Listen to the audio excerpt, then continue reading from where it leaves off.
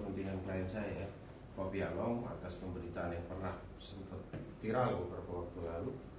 Hanya saja kan sekarang ini saya harus katakan mengalami stagnasi di kepolisian ya.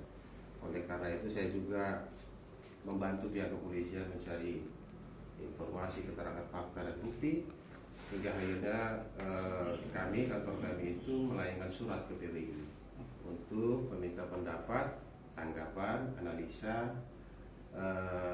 hukum ataupun dari ahli pers, karena kita yakini di PBI ini selaku kelembagaan tentunya punya ya ahli pers yang sudah tersertifikasi.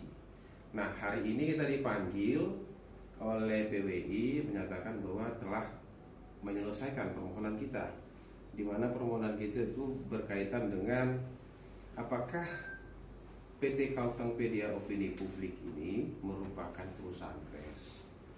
Yang kedua, apakah yang kita yakini inisial H ini merupakan wartawan atau tidak. Saya harus katakan itu karena dalam perkara ini yang muncul dan mencuat itu adalah inisial AHS ya. Itu kita konfirmasi karena menurut pemahaman kami, setiap informasi berita yang menggadang-gadang perusahaan pers, maka dia harus memiliki sertifikasi wartawan. Selanjutnya kita juga meminta pendapat persoalan apakah Kaltengpedia ini perusahaan pers atau tidak. Nah, di dalam risalah yang disampaikan oleh PBI ke kita, PBI menduga keras bahwa PT Kaltengpedia Opini Publik bukanlah perusahaan pers. Kita yakini bahwa analisa itu tentu berdasar, di mana tadi disebutkan bahwa acuan adalah undang-undang pers, kemudian peraturan Dewan Pers dan kode etik jurnalistik. Nah, yang menarik sih sebenarnya pendapat dari ahli pers PBI adalah menerangkan mengenai pasal 9 ayat 2 undang-undang pers, bahwa di situ kan sebenarnya dikatakan untuk dikategorikan sebagai perusahaan pers maka dia harus berbentuk badan hukum. Nah, PBI menegaskan bahwa badan hukum di situ tidak serta-merta perseroan terbatas. Ada kualifikasi badan hukum lainnya yang bisa dikatakan memenuhi standar perusahaan pers. Apa itu?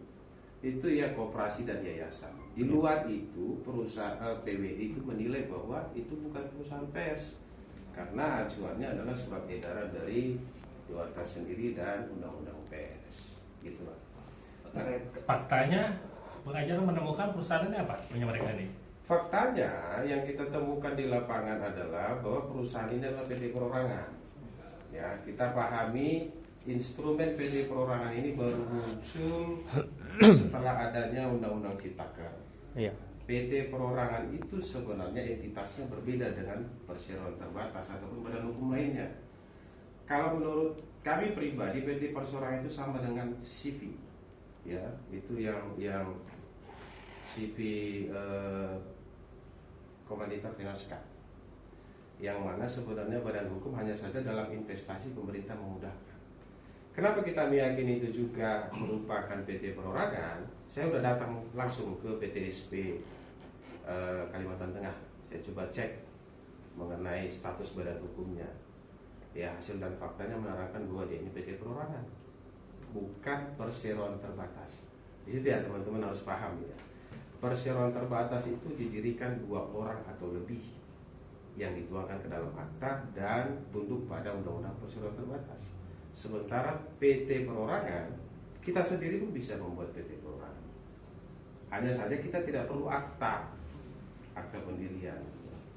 Langsung datang saja ke Kanwil Hukum mendaftarkan, akhirnya pasti keluar. Tapi kedudukannya sama tidak dengan badan hukum lain? Saya bilang tidak. Terkait dengan yang dimohonkan terhadap ahli pers di PBI Kalteng ini, terkait kasus apa bang, klien abang, dan juga pemberitaan apa sih sebenarnya? Ya, sebenarnya dari yang saya tunjukkan tadi, klien kita ini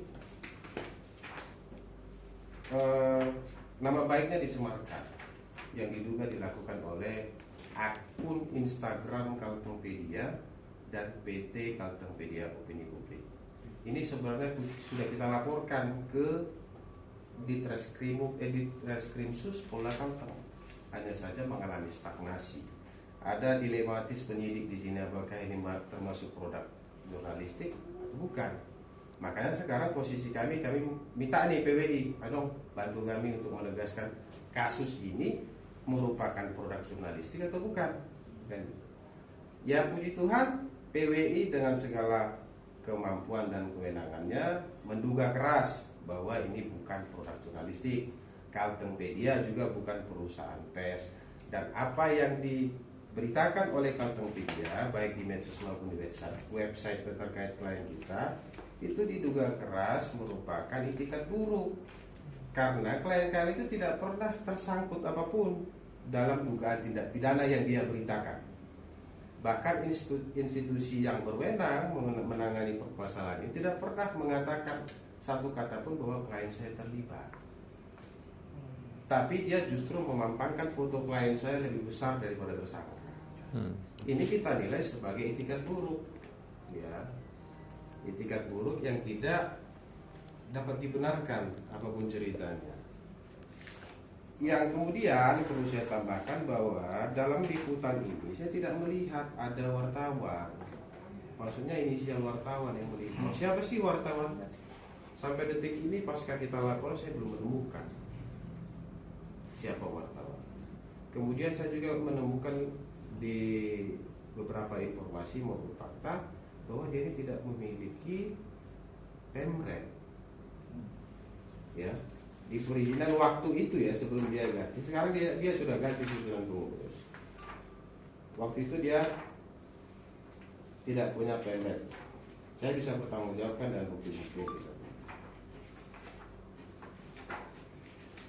Dan ironisnya adalah, ya, ini teman-teman perlu tahu sebetulnya, bahwa dia ini mencantumkan NIB milik orang lain. Kita tahu NIB itu apa? NIB itu syarat yang harus dipenuhi untuk melegitimasi perusahaan kita ini sudah sah atau belum.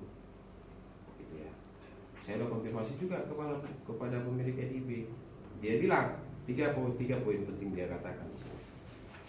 Bahwa kami tidak pernah bekerja sama dengan PT Kaltengpedia Opini Publik. Itu yang pertama. Yang kedua, dia menegaskan bahwa kami juga tidak pernah menugaskan wartawan atau pemimpin redaksi untuk meliput ataupun mengedit pemberitaan di Kaltengpedia. Kemudian dia mengatakan yang terakhir,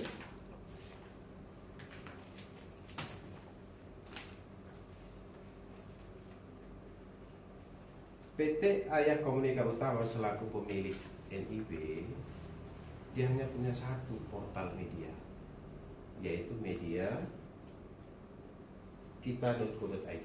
Tidak pernah dia melahirkan yang namanya Kaltengpedia. Jadi berdasarkan bukti-bukti kita punya ini semua sudah kita serahkan ke penyidik. Kita mendorong sih kepada penyidik supaya ini lebih cepat diproses, tidak ada keraguan lagi.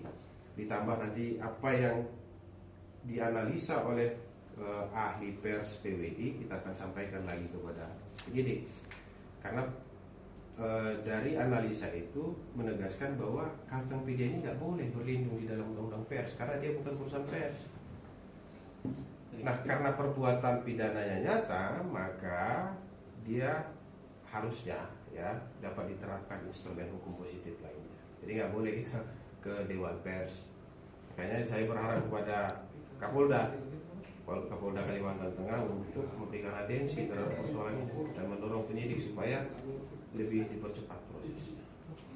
Dampak yang dirasakan oleh klien apa selama terkait dengan adanya konten maupun pemberitaan itu?